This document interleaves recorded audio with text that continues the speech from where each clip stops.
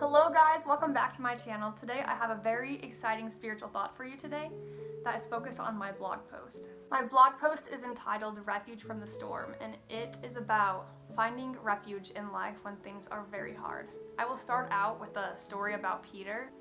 The disciples found themselves in the midst of a storm, and their boat crashed against the waves. But as they looked out, they saw a man walking on the water. And Christ said it was him. But Peter said, "If it be you, let me walk to you." And he got out of the boat and he began to walk. But then he felt fear take over him, and he looked away and began to sink. And amongst the waves he cried out, "Oh Lord, help me." And the Lord helped him, and then said, "O ye of little faith."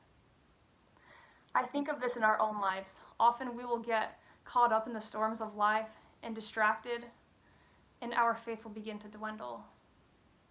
Or we will not focus on the Lord as we should. But if we once again put our focus on the Lord, He can then direct our paths once more. Christ said, "Look unto me in every thought, doubt not, fear not." Those are such wonderful words. Faith is such a powerful tool, and it can bring us so much satisfaction and so much peace in life. I myself am a very goal-oriented person and often like actual tasks to help me to implement things into my life.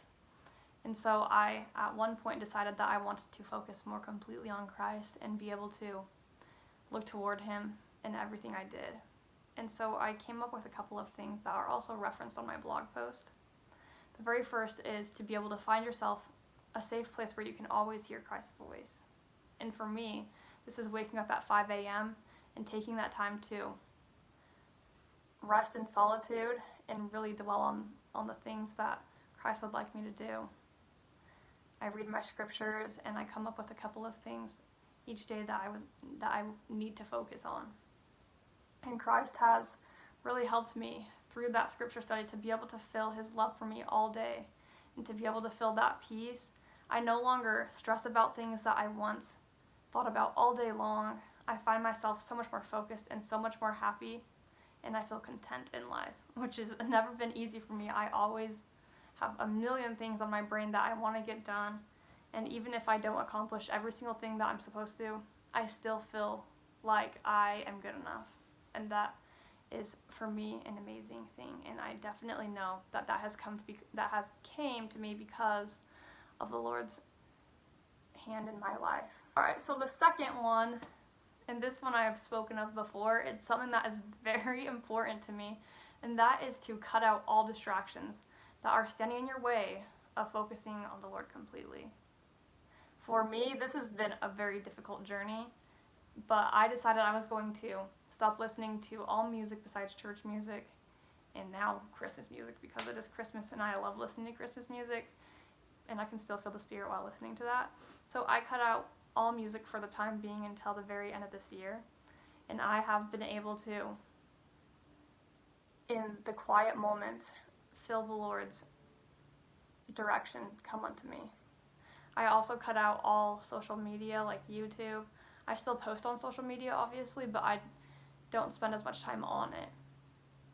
And because of this, I have really felt my distractions and my time much better spent, and my mind is so much more clear that I'm able to focus more on the Lord, because we really need to take into consideration what our thoughts really are, because our thoughts will often become our realities. And so I ask you, what % of your thoughts are focused around Christ or around uplifting things?